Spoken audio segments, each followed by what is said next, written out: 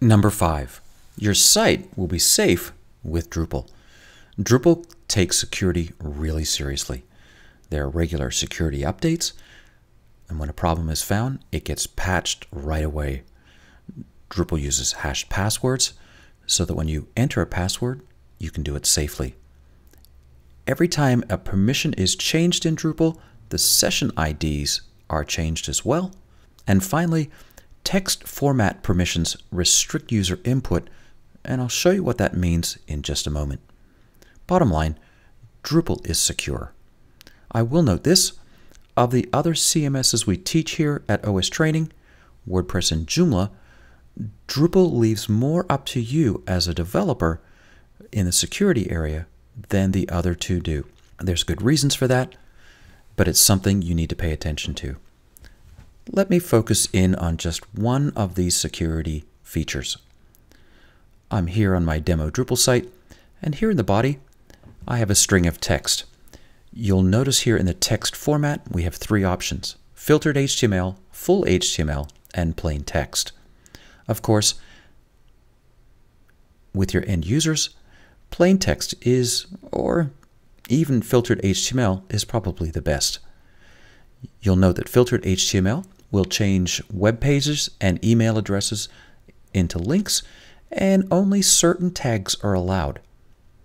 Therefore, cross-site scripting and anything that would hurt your Drupal site is stripped out with filtered HTML. Plain text, no HTML is allowed, and obviously that's the safest thing to do for any user input that you don't completely trust. With full HTML, a user can input any HTML into the body field, and that gets a little scary. So bottom line here is, only give this kind of access to the users you really trust. Now there is one other text filter that is even scarier. Here in my modules, I'm going to scroll down and find the PHP filter and turn that on. The PHP filter allows me to actually input PHP right into the body field or any other text area when I change this to PHP code. And so now I can just type some PHP. And that will be completely rendered in the body. And there it is, 2014.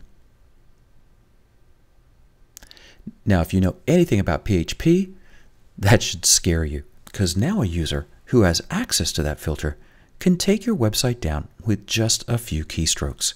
So it's not something you ever want to turn on your site. It's a huge security hole.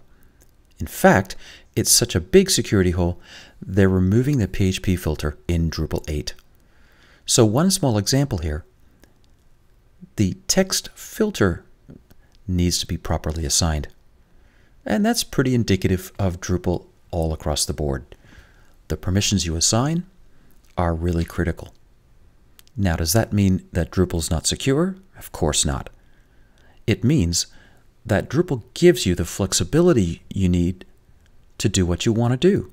You just need to be conscious of the permissions that you allow on your site. As a whole, Drupal is unbelievably secure. 99 times out of 100, when a Drupal site is hacked, it's for one of 3 reasons. 1, bad passwords. And that's not a Drupal thing, that's a user thing. How many times have we seen websites where the username is admin and the password is password? Unfortunately, it still happens today. You need to have a really good and strong password policy for all of your users who have access to your site. Number 2, Drupal that isn't updated. When a security patch comes out for Drupal, it's something you should pay attention to and take care of immediately. Drupal sites can get hacked like any other CMS website when the version of Drupal is 1, 2, 10, 15 versions old. Make sure your Drupal site is up to date.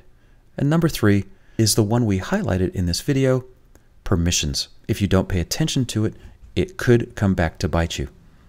That said, as I've already mentioned, Drupal is secure, and it will keep your site safe and secure if you just follow good principles.